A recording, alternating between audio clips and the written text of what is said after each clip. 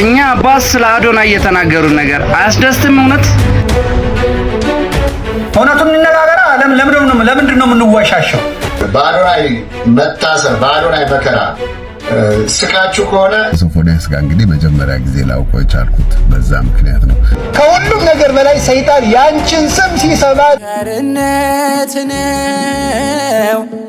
ሰበርና አዲስ በሆነ መረጃ ተመልሼ መጣሁኝ። እንግዲህ የአዶናይን መታሰር አስመልክቶ የአባ ገብረ ኪዳን ትምህርት ከአዶናይ ጋር አንድ ሆነ ሶሻል ሚዲያ ላይ እያነጋገረን የሚገኙና ምንድነው የተናገሩት የሚለውን የማስመለከታችሁ ነው የሚሆነው። እንዲሁም ዘመድኩን በቀለ የራሱን ያወጣው መረጃ አለ ስለ ሶፎንያስ ስለ ጋዜጠኛው አዳዲስ ነገሮችን ተመልክተን ሐሳብ የምንሰጥበት ነው የሚሆነው። እስቲ ከዘመድኩን በቀለ ንግግር እንጀምር። እውነቱን እንነጋገር። ለምንድን ነው የምንዋሻሸው? ኦርቶዶክሳውያኑ ሀገር በሚመሩበት ጊዜ በረከት ነበረ፣ ረድኤት ነበረ። እሺ ኦርቶዶክሳውያኑ ሀገሪቷን በሚመሩበት ጊዜ የፈለክበት ውጭ ታድራለህ። በእግርህ ከአንዱ ጫፍ አንዱ ሀገር ትሄዳለህ።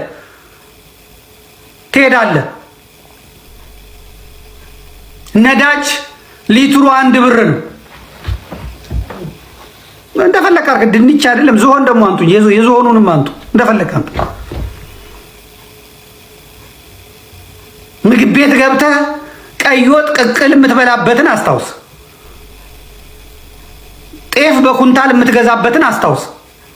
የፍትህ ስርዓቱን አስታውስ።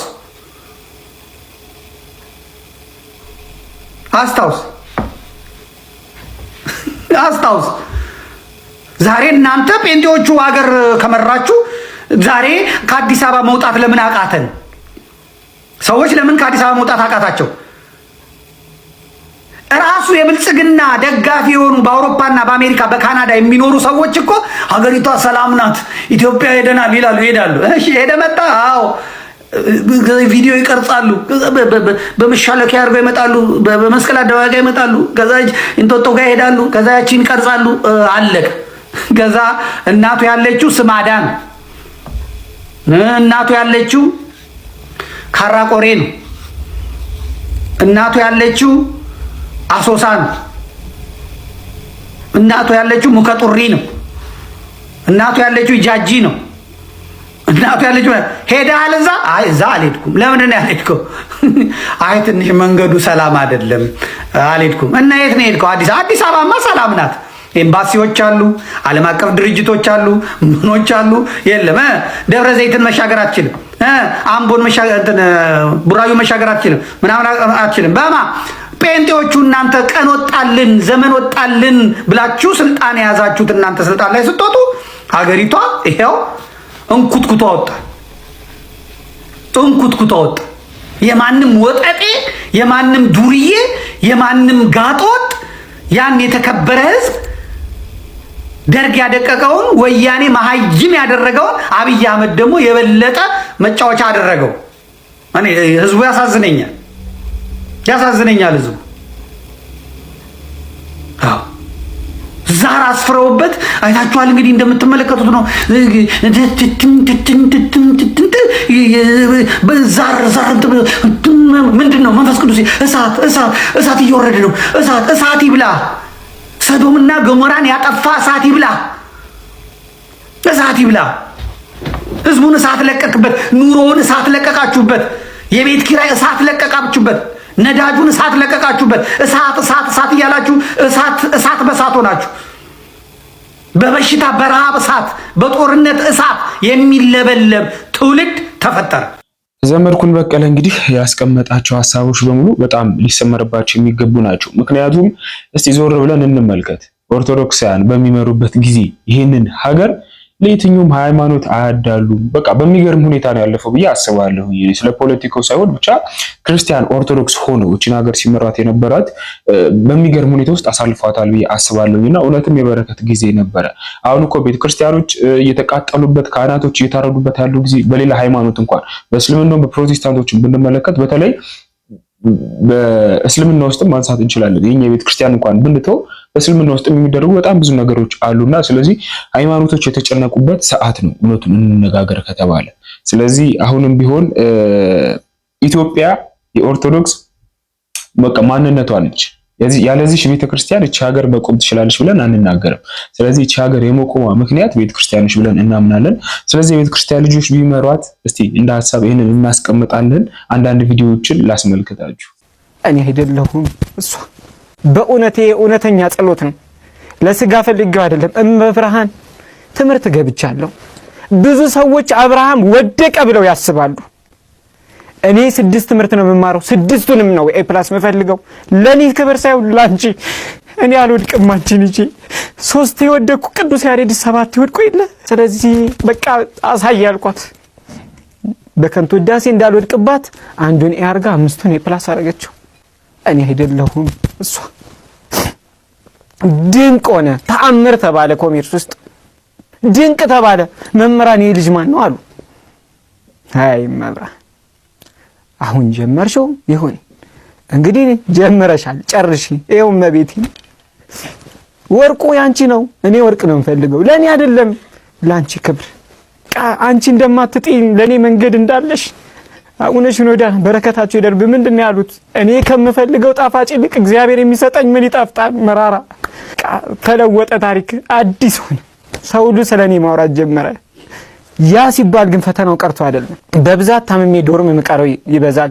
ምታመመው ጸበል ቦታ መሄደው ምጨነቀው። ግን ደግሞ ትምህርት ቤት ሲሄድ እኔ ኤ ነው ሁሌ። ማን እመብርሃን። በመጨረሻ ምን ተጀመረ? እንዳባባል ሆነ። አይ አብርሃም እመብርሃን መባል ጀመረ። እኔ በሷ መጠራት ሲገባኝ እሷ በእኔ ተጠራች። ግን ስንቶቻችንን የነዚህን የጌዮችን ወይም ስማቸውን ቄስ ይጥራው አራው የአለባበስ ስታይላቸውን የምናቀው ሳናቀው እንደ ፋሽን ስንቶቻችን አውቀን ተከትለናል ወይስ ሳናቀው ለብሰን ተከትለናል? የእውነት መቃወም ከዚህ ብንጀምርስ? የሚለብሱት የልብስ ስታይላቸው ያስታውቃል። የቁልፍ አያያዛቸው ያስታውቃል። ባንዲራቸው ያስታውቃል። ይሄንን መቃወም ከዚህ ይጀምራል። እኔ ወንድ ነኝ፣ ስለዚህ እንደ ወንድ ወገብ ቀበቶን ጠበቅ አድርጌ ልለብስ አይገባም ወይ? ስንቶቻችን ነን? የኢትዮጵያ ወንድ ወገቡን ጠበቅ አድርጎ ሱሪን አስሮ ሲሄድ ያምርበታል። ወንድ ነው። እንደንትን ዝቅ አድርጎ ካለባበሳችን እንጀምር። ከዚህ እንጀምር። ራሳችን መለወጥ እንጀምር። የዛኔ ሌሎችን እንለያቸዋለን። አዎ ይሄ ነው፣ ስለዚህ መወገዝ አለበት እንላለን። መንግስትስ እስከመቼ ነው የሰይጣኑን ኮርማዎች የሚቀልበው? እነኚህ እኮ የሰይጣን ኮርማዎች ናቸው። ሰይጣን ደግሞ ከሰው ጋር ምን ህብረት አለው? እስከመቼ ነው ዝም የምንለው? ይሄንን ሀገር ለማን ነው የምናስረክበው? ለነዚህ ለሰይጣን ኮርማዎች? አረቻ ሀገር ቅድስት ናት። አረ አናርክሳት፣ በእኛ ተግባር አናርክሳት። አረ ገና አጣጥመን አልበላናት ሚችን ኢትዮጵያን። አረ ቅድስናዋን ደብቃብናለች። የእውነት በጣም ይከብዳል፣ በጣም ያሳዝናል። የቱ ጋር ነው የቆም ነው? ምን እያደረግን ያለ ነው? ልጆቻችን በምን ሁኔታ ነው እያሳደግን ያለ ነው? ስንቶቻችንን በኢትዮጵያ ባህል ወግና ስርዓት ልጆቻችንንስ እያሳደገን ያለ ነው? ለምንድነው ሌሎቹ ናፋቂ የምንሆነው? ለምንድነው የራሳችንን አጉልተን የማናሳየው? ለምን ሌሎች የኛን ነገር ሲነግሩን እንሰማቸዋለን? ለምን የራሳችንን አክብረን ሌሎች እንዲያከብሩት አናደርግም? ስንት የሚከበር ባህል እኮ አለን። ህግ ማለት ደግሞ እኮ ዶግማ አይደለም፣ ቀኑና ነው። ይቀየራል። ለምንድነው የማይቀየረው? ወደ ሳይሆን ትቀይራለህ። በቃ ነው ይቀየራል። ጋዜጠኛ ሶፎንያስን አስመልክቶ እንግዲህ እግረኛው ሚዲያ ትላንትና ያወጣው መረጃ አለ። እንደተናገረው ከዚህ በፊት በጣም በብዙ መረጃዎች ስምህ እየጠፋ ነው ብሎ የራሱ ቻናል ላይ ኢንተርቪው አድርጎት ነበርና ጋዜጠኛው የመለሰውን መልስ ተመልክታችሁታል። አሁን እግረኛው ሚዲያ ወጥቶ ትላንትና ምን አለ ያወጣው መረጃ በሙሉ ውሸት በሆነ እሱ እንደዚህ ባያደርግ ብሎ ተናግሮ ነበርና ነገር ግን ሁሉም እውነት ሆኖ ተገኝቷል። በጣም ትልቅ ህመም ነው እውነቱን ለመናገርና አርቲስቶቹንም እንግዲህ እንደሰማችኋቸው ነው።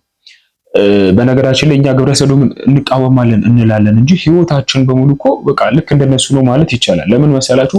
ከአለባበስ ጀምሮ ብንመለከት እውነት አምነንበት ነው ወይ? በተለይ ይሄ JAP የሚል ጃኬት አይታችሁ ከሆነ የራሱ የሆነ ትርጉም አለው። በጣም ብዙ ሰው ግን ያደርገዋልና በአንደበታችን ብቻ ነው ወይስ ደግሞ እውነት እነሱን እየመሰልናቸው ነው ወይ? ይሄ በጣም መሰመር ያለበት ጉዳይ ነውና የምንቃወም ከሆነ የነሱን ልብስ መጠቀም የለብንም ሁሉንም ነገር። ለማንኛውም አርቲስቶች ያስቀመጡት ሐሳብ ይሄንን ይመስላል። ወደ እርሳችን ስንመለስ ደግሞ አባ ገብረ ኪዳን ያነሱት ትምህርት ከአዶናይ ጋር መነጋገሪያ ሆኖ ነበር። እስቲ የእመቤታችንን ስም ስለጠራ ነው የታሰረው የሚል ነገር ነበርና እስቲ እናድምጣቸው። እኛ አባስ ስለ አዶናይ የተናገሩን ነገር አያስደስትም? እውነት ከሁሉም ነገር በላይ ሰይጣን ያንቺን ስም ሲሰማ አጥብቆ ይበሳጫል። አንቺ ከተወለድሽ ጀምሮ እረፍት አላገኘምና ሴቲቱ ጣለችን ያለ አንደበት ሴቲቱ አዳነችን ማለት ምንድነው ነውሩ? እንደው ፍቅር እንግዲያማ ሔዋን ጣለችኝ ማለትም ብለ እግዚአብሔር ጣለ ይበላል። ሔዋን ጣለችኝ ካልክ ለመውደቅ የጣለ እግዚአብሔር ቢሆንም ለመውደቅ ሔዋን ምክንያት ከሆነች ያነሳህ እግዚአብሔር ቢሆንም ለመነሳት ምክንያት ድንግል ማርያም ናት። ይህን ማወቅ ይገባል። ነገር ድነትን አለማወቅ ፈጽሞ ይሄን እንግዲህ አባታችን ቃለ ሕይወት ያሰማልን የተናገሩት ነገር እንደሰማችሁት ነውና በቲክቶክ ክሬቲቭ አዋርድ ላይ የእመቤታችንን ስም እንግዲህ በጣም ጠርቶ ነበርና በዚህ ምክንያት ነው የታሰረው የሚሉም ብዙዎች ናቸው። በቃ ሁሉም ሐሳቡ ተበታትኖ ነው የሚገኘው ነው የምላችሁና ብቻ ብዙዎችን ግራ ያጋባ ነገር ነው። ለምን እንደታሰረ እናንተም የሚሰማችሁ ነገር አስቀምጡ። ምክንያቱም ፌዴራል ፖሊስ ያወጣው መግለጫ ምንም ስሜት የሚሰጥ አይደለም። እውነቱን ለመናገር ለመሰላችሁ ሀገር የሚያጠፉ በጣም ብዙዎች ናቸው። ሶፎንያስም እንኳን መመልከት እንችላለን። እሱ ላይ ለመፍረድ ሳይሆን መታሰር ካለበት መታሰር የነበረበት እሱ ነበርና ለማንኛውም እንግዲህ አባታችንን ትምህርት አገናኝተው አቅርበውታል። ጋዜጠኛ ሶፎንያስን እኔ በግሌ አውቀዋለሁ ወይም ደግሞ ለሱ ቅርብ ከሆኑ ሰዎች መካከል አንድ የወጣ መረጃ አለ። እስቲ አባታችንን እናድምጣቸው። ሰላም ጤና ይስጥልኝ። በያላችሁበት የአክብሮት ሰላምታ ይድረሳችሁ። ዳግማዊ ታሪኩ ነኝ።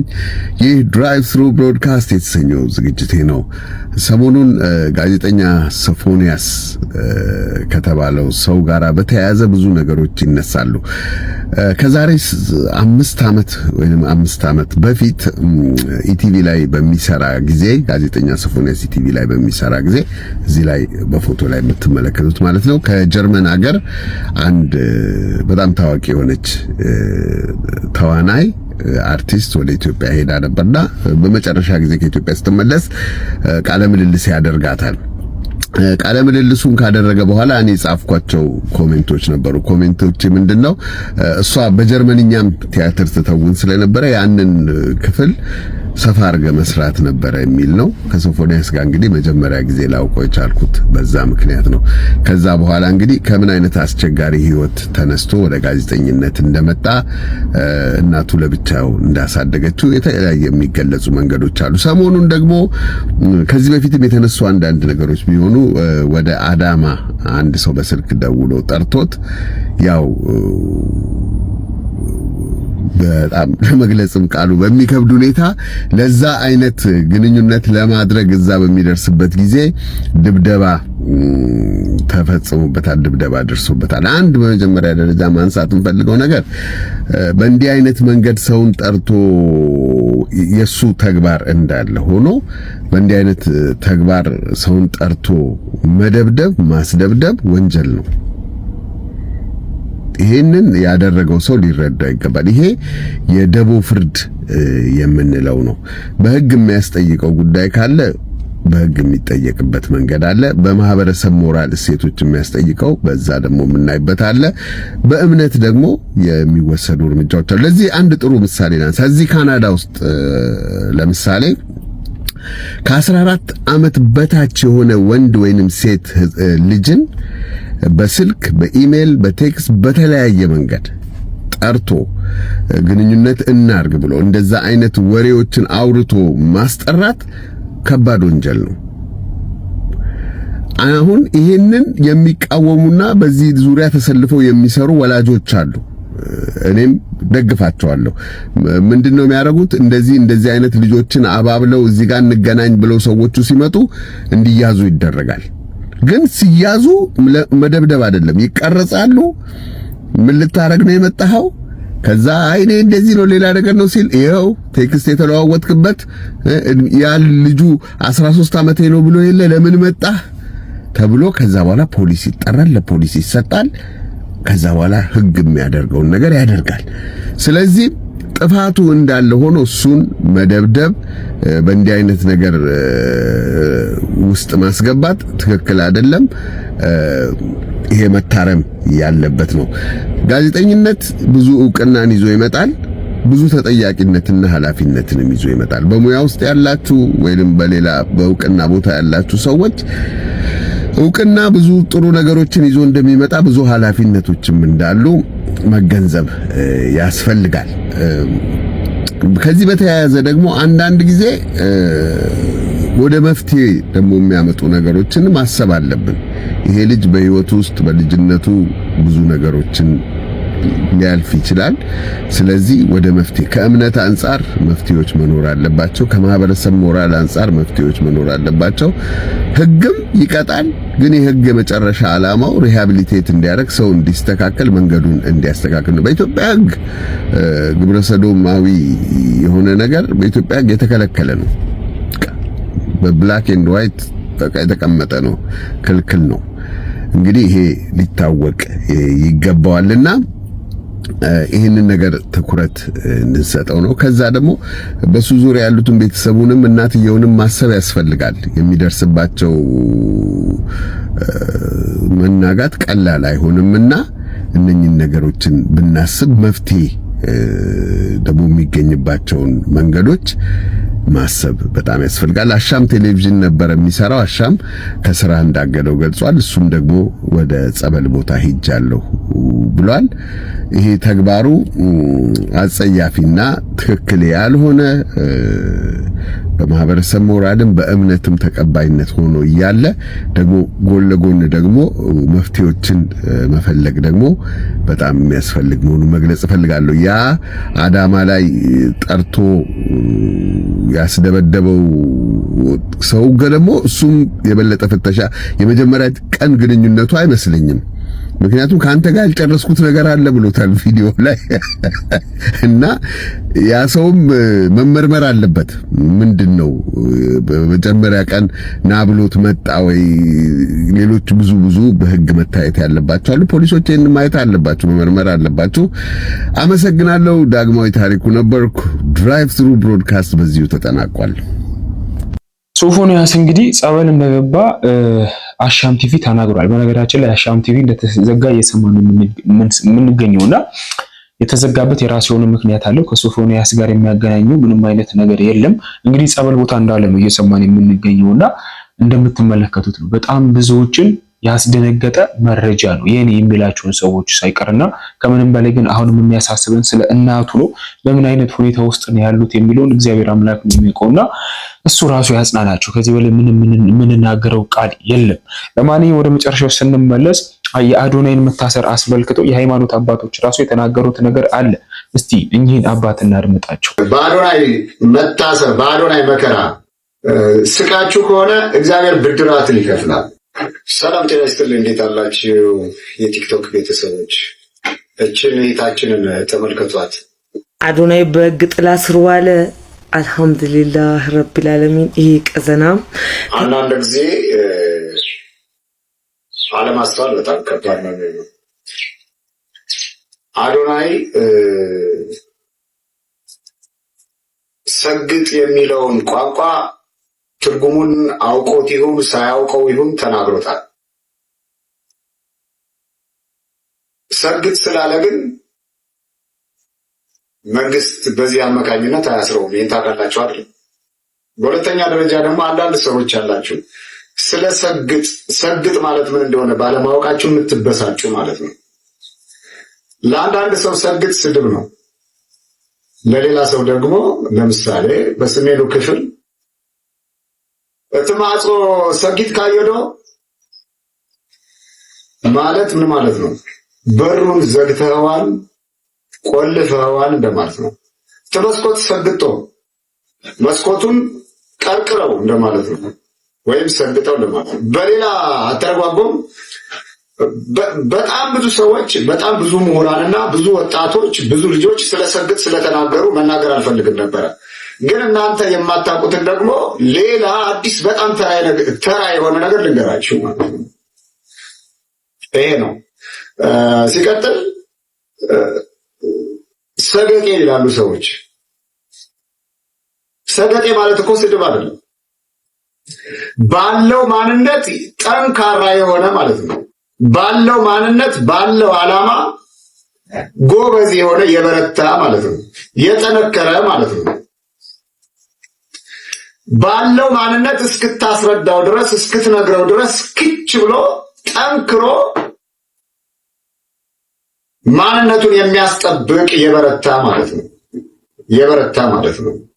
ለምንድን ነው የምንሸወደው? ስለዚህ እኔ አሁን በዚህ ጉዳይ ላይ ሰገጤ በሚለው ጉዳይ ላይ ብዙ መናገር አልፈልግም። እህታችን ግን አዶናይ አናዶሽ ሊሆን ይችላል። ለምን ይሄን ያህል ትቆጫለሽ? ለምን ይሄን ያህል ትናደጃለሽ? በሁለተኛ ደረጃ መከላከያ የህግ አካላት ማንም ግለሰብ ስለተናገረ የህግ አካል ከተሰጠው መመሪያ ውጭ መጥፎ ድርጊት አያደርግም። ዝም ብላችሁ የአዶናይን ታሪክ ከመንግስት ጋር አታገናኙት። በሁለተኛ ደረጃ ከፖለቲካ ጋር አታገናኙት። የአዶናይ ጉዳይ አሁን ዝም ብለን ስንመለከተው ከአንድ ነገር ጋር የተያዘ በዛ ምክንያት ደግሞ እግዚአብሔር ይረዳዋል፣ እርግጠኛ ነኝ።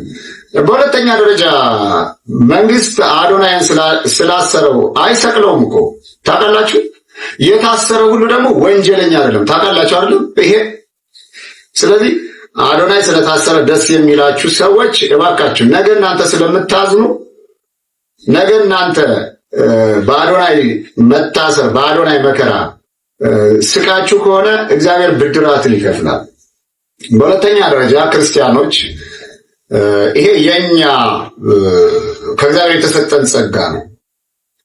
መጽሐፍ ቅዱስ ምን ይላል? በፈተና የሚጸና ሰው ያዕቆብ ምዕራፍ 1 ላይ ስታነቡት ከቁጥር 12 ላይ በፈተና የሚጸና ሰው የተባረከ ነው ይላል። ከተፈተነ በኋላ በመጨረሻ ላይ የጽድቅ አክሊልን ስለሚያገኝ ወይም የበረከትን አክሊል ስለሚያገኝ ማለት ነው። በሁለተኛ ደረጃ መታሰር ያስተምራል።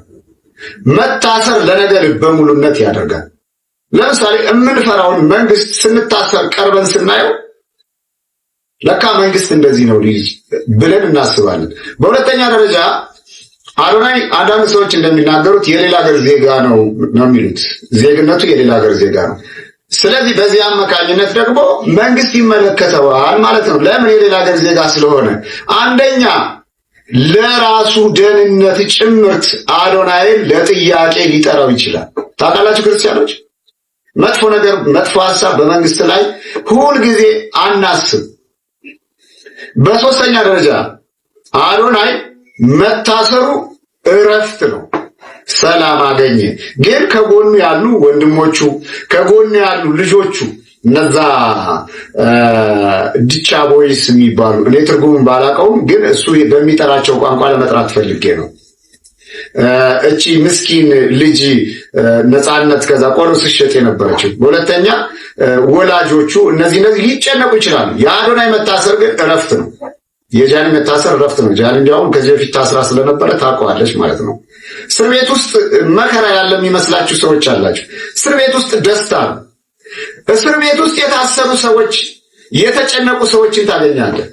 መጨረሻም ቪዲዮን እንደተመለከታችሁት ነው የአዶናይ መታሰር በጣም ብዙ ውዝግብ አስነስቷል። ምክንያቱም እኔ እንደ ግሌ እንኳን ብትጠይቁኝ የታሰረበት ነገር በቂ ምክንያት የለውም። እግዚአብሔር በሚያውቀው ምንም በቂ ምክንያት የለውም። እውነት አጥፍቶም ከሆነ እስካሁን መታሰር ይገባቸዋል። 2 ሰዓት ይበቃቸዋል ለመምከር ራሱ። ምክንያቱም የሚሰራቸው ስራዎች በጣም መልካምና መልካም ናቸው። እግዚአብሔር በሚያውቀው ስንቱን ከጎዳና እንዳነሳ ብዙ ቻሌንጆችን አስነስቶ እንግዲህ ስንቱን የእርዳታ ድርጅት እንደረዳ የምታውቁት ነገር ማንም ያላስታወሳቸው የስንት ዓመት አርቲስት እንዴት እንዳከበራቸው ተመልክታችኋል ብዬ አስባለሁ። እና እውነት እንደዚህ አይነት ሰው መታሰር ነበር። እግዚአብሔር አምላክ እውነቱን ያስወጣለት። የካናዳ ዜግነት እንዳለው እንግዲህ እየሰማን የሚጠነክርባቸው አይመስልኝም። ለማንኛውም አዳዲስ ዜናዎች ካሉ ተመልሼ መጣን የሚሆነው ቸር